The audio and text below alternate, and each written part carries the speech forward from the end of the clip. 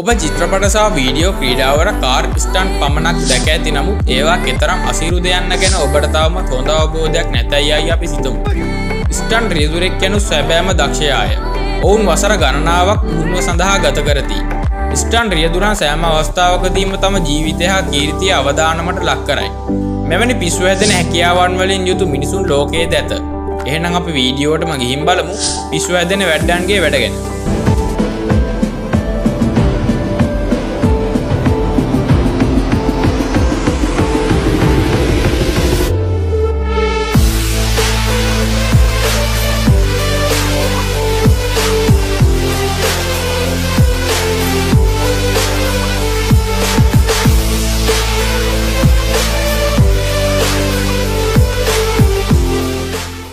සමාන්තරව හරියටම වාහනයක් නැවැත්වීම නම් ඉතින් හැමෝටම කරන්න බෑනේ. ඒ කාරණාවට ඔබ එකගේ අපි සිතමු. වඩාත් පළපුරුදු රියදුරන් කිහිප දෙනෙකුටම සමාන්තරව වාහන නැවැත්වීම සම්බන්ධ ලෝක වාර්තා ඇත.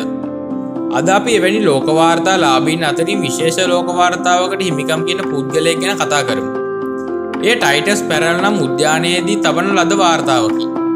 එයට හිමිකම් කියන්නේ චීන ජාතික Han Yu නම් ස්ටන්ට් රියදුරෙකු විසිනි. ඔහු තම මිනි කූපර් රථය ඒ ආකාරයෙන් පාක් කරන ලදී. පුදුමයට කරුණ නම් එම ස්ථානය කාර්යයට වඩා සෙන්ටිමීටර් 15ක් පමණක් දිග වීමයි. නමුත් වසර කිහිපයකට පසු ඔහු තිබූ වාර්තාව බිඳ දමන ලදී. කෙසේ හෝ නැවත ඔහු විසින්ම එම වාර්තාව ලේසි පහසුවෙන් කැඩිය නොහැකි පරිදි පිහිටුවන ලද්දේ කාර්යයට වඩා සෙන්ටිමීටර් 8ක් පමණ දිග ස්ථානයක වාහනය නැවැත්වීමෙනි. අපි වගේ ඔහොම පාක් කරන්න ගියොත් ඉතින් ඉස්සරහ කාර් එකේ ඩිකියයි පිටිපස්සේ කාර් එකේ බොනට් එකේ කෑලිත් නැහැ ඉතින්. ජීවිතයේදී මුහුණ දෙන දුක්කරගල අපිව වෙනස්ම පුද්ගලයෙකු බවට හරවයි. අපි දැන් කියන්න යන්නේ තමාට නැති දෙයින් දුක් නොවී තම හීන සාර්ථක කරගත් බාටොස් ඔස්ටෙලෝස්කි නම් පුද්ගලයා ගැනයි. වයස අවුරුදු 20 දී බරපතල රියනතුරකට මුහුණ දුන් ඔහු මරණයෙන් බේරුණේ 99 වෙනි. ගිලන් රථය ඉක්මනින් පැමිණේ නැත්නම් ඔහුවත් ජීවතුන් අතර නැත. වෛද්‍යවරුන්ට ඔහුගේ ජීවිතය බේරා ගැනීමට හැකියුවත් ඔහුගේ අත් දෙකම කපා දැමීමට සිදු විය. මෙවැනි තත්ත්වයක සිටියේදී ඕනෑම අයෙකු තම හීන අත්තර දමයි. නමුත් ඔහු කළේ ඊට හාත්පසින්ම වෙනස් දෙයකි.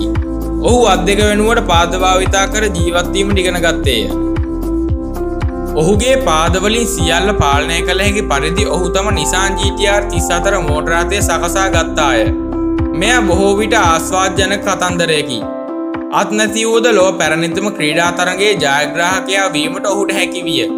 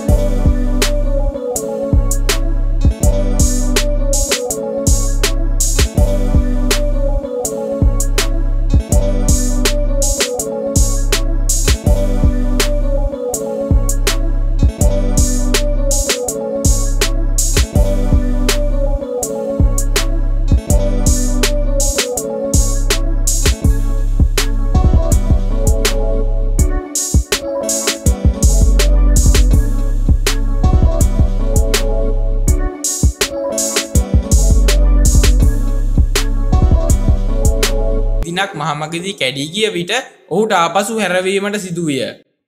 පිටුපස කවුළුව හරහා බලමින් ඔහු ඒ හැරවීය.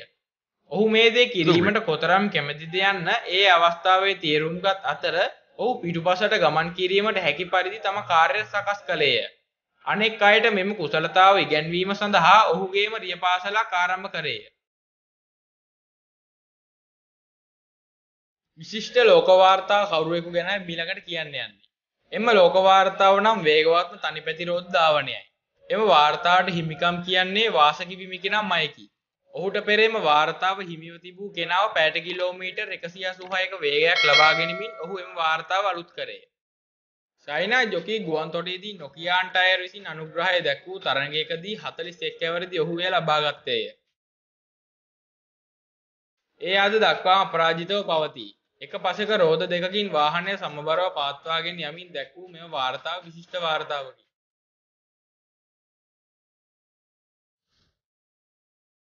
බැරලයක් පෙරලීමේදී සිදුවන්නේ අංශක 360ක පාර්ශ්වීය අක්ෂයක් වටා භ්‍රමණය වීමයි.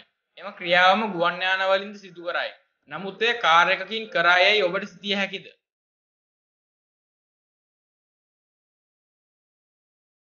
සිතා ගන්න අවශ්‍ය වෙන්නේ නැහැ. මොකද 2017 වර්ෂයේදී ගිනස් වාර්තා කිහිපයකට හිමිකම් කියන ටෙරීනා පුද්ගලයා ඔහුගේ ආශාවට ජගුවාර් රථයක් භාවිතා කරමින් එවැනි උපමාරුවක් සිදු කළා. ඔහු අංශක 270ක උපමාරුවකින් මීටර් 15ක් අහසේ රැඳී සිටියා.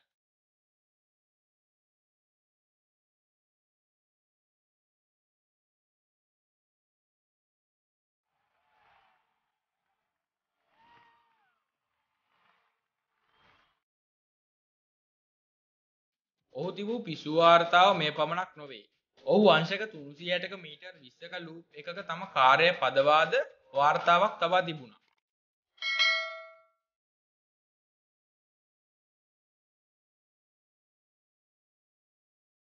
කුලී රථ රියදුරන් එක දිගට පැය 8කට වඩා ධාවනය නොකරයි. එයට හේතු බොහොමයක් ඇත. එක දිගට නොනවත්වා ගමන් කිරීමෙන් කාර්මික දෝෂ ඇති වේ. නමුත් ප්‍රධානම හේතුවක් ලෙස ඉන්ධනවල අවශ්‍යතාවය ගැනීම හැකිය. අප දැන් කියන්න යන්නේ කිසිදු ගැටලුවක් නොමැතිව එක දිගට වාහනය පැද වූ ඩෙන්මාර්ක් රියදුරකු වන ජොහාන් ගැනයි. ජොහාන් නම් සාර්ථකව තවත් කාරක සිට තම රථයට හෝස් එකක් කරහා ඉන්ධන ලබා ගත්තේ මිනිසුන්ගේ සහයෙනි. ඔබ නීඩ් ෆොර් ස්පීඩ් සිනමා පටය බලා ඇතනම් එහිද මෙවැනි සිදුවීමක් ඇත.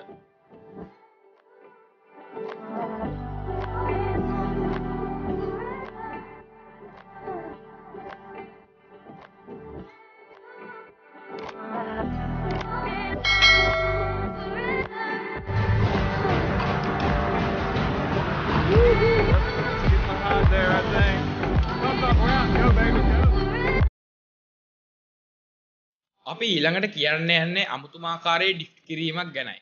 ඔබ සිතන්නේ ඩිෆ්ට් කළ හැක්කේ කාර් වලින් හා බයික් වලින් පමණක් යයිද? නෑ, එය වැරදි. ට්‍රැක්ටර් වලින්ද ඩිෆ්ට් කළ හැකි යයි කිව්වොත් ඔබ පුදුමයට පත්වනු ඇත. එය ඔප්පු කිරීමට ස්වීඩන් ටයර් සමාගමක් වන වයිනයිල් 1956 වෝල්වෝ BM ටෙරියල් අශ්වබල 225ක් දක්වා ට්‍රැක්ටරයක් වැඩි දියුණු කර දක්ෂ රියදුරකු හරහා ඔවුන් එය කර පෙන්වන ලදී. විශාල ප්‍රමාණයේ වාහනයක් නැවැත්වීම මදක් අපහසුය. වාහනය විශාල වන තරමට වාහනේ හැසිරීමේ අපහසුතාවය වැඩි වේ. තාක්ෂණය දියුණු වීමත් සමග වර්තමානයේ නිපදවන වාහනවල වටේටම ස්ක්‍රීන් එකකින් බලාගත හැකි පරිදි කැමරා සවි කර ඇත. නමුත් ස්ටන්ට් රියදුරෙකුට නම් මේවා අවශ්‍ය වන්නේ නැහැ. හොඳම රියදුරා තේරීමේ තරගයකදී මෙම ඉබකෝ ට්‍රක් රථයේ උදාහරණයක් ලෙස ගන්න. බාධක සියල්ල මගහරමින් ට්‍රක් රථයේ බාධක මැද පහසුවෙන් නැවැත්වීමට ඔහු සමත් වේ.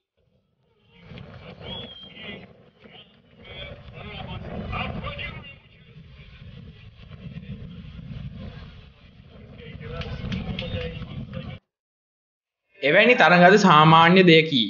අමරේ ක්‍රීඩා සංවිධානය විසින් පවත්වනු ලබන දෙක ඇප් තරඟාවලිය යනු ලොව පුරා රියදුරන් සිය දක්ෂතා ප්‍රදර්ශනය කිරීම රැස්වන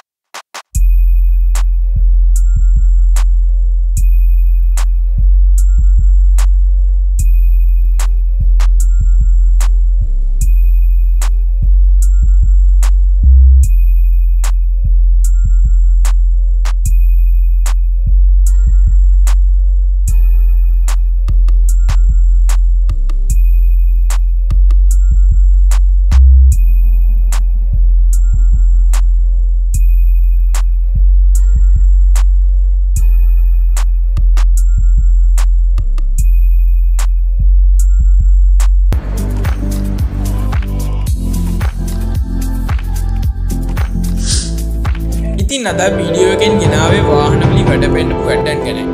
අද වීඩියෝ එක ගැන ඔයාලගේ අදහස් පහලින් කමෙන්ට් කරා යන්න. ඒ වගේම ඉදිරියටත් මේ වගේ විශ්ව වටා සිදුවන විශ්වජනක සිදුවීම් දැන ගැනීමට මතක ඇතුව අපිව සබ්ස්ක්‍රයිබ් කරලා එහා පැත්තේ තියෙන බෙල් අයිකන් එක ක්ලික් කරලා අමතක කරන්න එපා. එහෙනම් තවත් මේ වගේ වීඩියෝ එකකින් නැවත